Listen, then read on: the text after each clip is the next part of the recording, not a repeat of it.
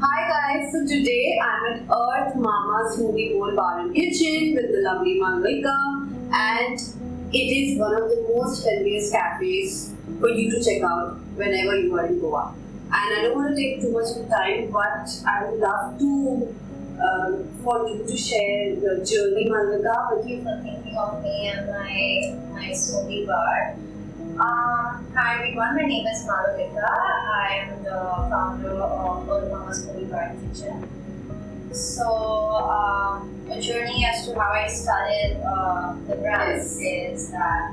So, I was sick for a while. I was not recently, I would say like it's been like 5 years since I was diagnosed with celiac disease. Okay. And before that, I was also I was borderline bulimic. I had an eating disorder, so I think starting with that, it led to like a series of patients where I was just constantly like sick for like 8 years.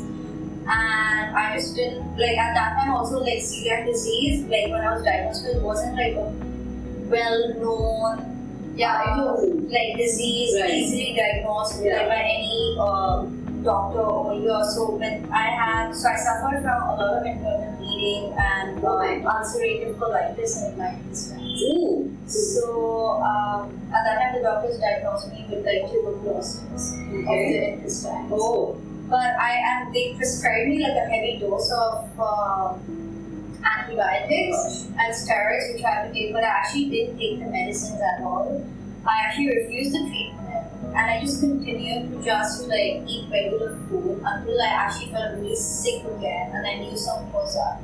So I went to a doctor. This was in Delhi when I was living in Delhi, and he sat me down. Like I actually kind of thanked him for this journey because he sat me down and all he told me was, he's like, listen, you have like two choices. Either I give you an injection and you take medicines and your treatment, you're going to be okay. But he's like, I can't guarantee you any further Complications. Side effects. Yeah, any side effects. So after that, and then he said either or you just change your lifestyle completely. Wow. So I think, and then breaking that down, I think I chose to go with the second option. I was like, no, I think this is what I need to do. And he gave me like a list of foods which I had to avoid for like the elimination. Yeah, then exactly. I think you understand this. And I literally changed my diet and my lifestyle over. Like it was like a switch where I just said, you know what, I need to do this because I think suffered, right? I suffered. I wasn't healthy. I was always like falling sick, and I just didn't feel good from within. And within like 3 months, and I think that's when I kind of like put on to like my practice of yoga and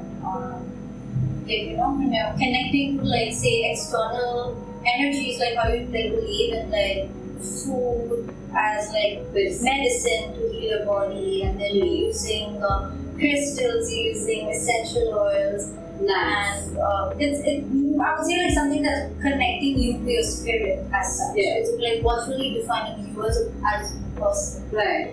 So I think that's when I like really started the journey, and I was also working with a health cafe in Delhi, and I think that also kind of working with them and kind of like helped me like move in the direction. And I found my passion, which is food. Was just like literally I was in fashion as well. I was a fashion stylist. Wow.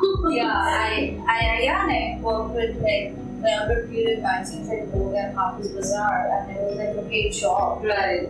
I just could see myself like in that. Something happens, like that switch happens where you have to just stay in. Yeah. That's similar stuff. Yeah, exactly. And so I think like a few years later I moved back home and I pursued my yoga teacher training. I completed like 650-hour teacher training. I actually took a sabbatical of 2 years to pursue yoga in the hopes that I'd become a yoga teacher. But I just did not get into it, and I think I just like gave birth to my brand. And so I moved to Goa 3 years back, and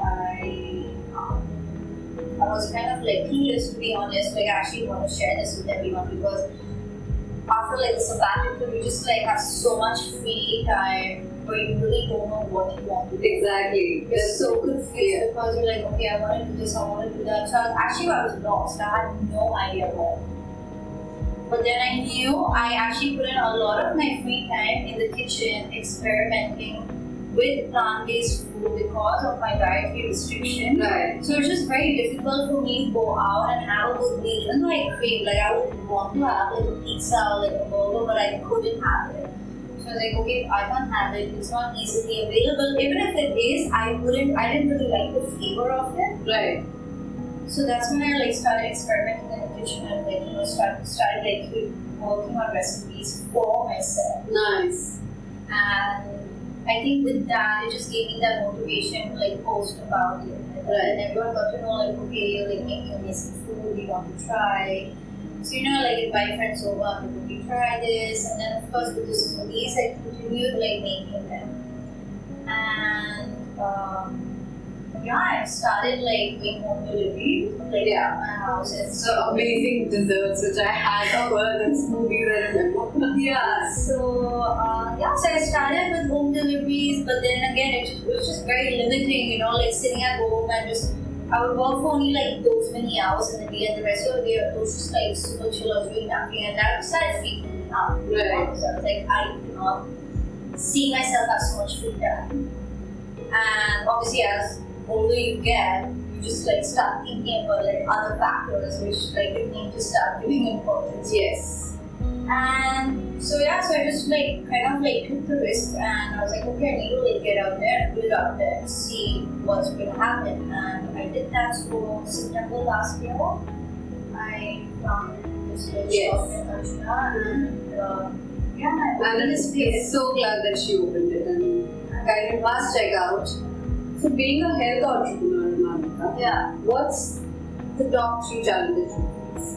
We were talking about it, but like I know being a health entrepreneur is not that easy. People don't really, like healthy food necessarily. They have this notion that it cannot be tasty. This is the primary. I think even like wherever you go, I think you're eating healthy food, that we don't know. Yeah. So what are you doing to change it, or do you want to talk about your challenges as a health entrepreneur? So like kind of like mix both, like mine and like the perspective I've got from my customers. So actually majority of my audience are non-vegan and non-gluten-free. It's actually a very small audience that I have. It's mostly like just like the regular crowd coming in. Oh, that's nice. Yeah, trying out food that I'm making. So I think it's also all about kind of educating them. I think that's where the word education comes in, where you just want them to know what it's all about. And I think because it's all the recipes are like developed by me, so I think that personal connection with my audience is also really important. It is. You really need to break everything down and say, hey, you know what? This is what I've done to get it to taste as close as the real thing. So I'll just give you an example. Like I have like something as simple as a chili cheese, as simple as a chili cheese toast on my menu. But which is amazing, and I see it. I'm gonna just have it right now. I mean, sure. So I mean, luckily now, I mean, it's amazing. Like the market is amazing. Like you get like a plethora of vegan and gluten-free products in the market. Right. It's easy for you. For like people who are curating and working with food, plant-based food, to like come up with like ideas. So what I do to get it close to like a regular chili cheese toast, I've actually blended in. I have like a 3 cheese blend. Oh wow! That I don't make it. I obviously outsource the cheese, but then I kind of put that together just to like get that flavor. Yeah, nice. So I think it's all the flavor and the time you put in. Like even something as simple as the brownies that I worked on, I honestly took a year and a half to perfect the recipe. Wow. It wasn't something that I just put up like 1 time or even 2 times, like because the gluten-free flour then we make it in the cafe. Okay. So the proportions, getting the consistency, sometimes it still gets messed up. Right. But again, that's when you know okay, what's lacking, and you keep. It's just like constant work where you're constantly working on refining it. Right. So I think that's what the challenge is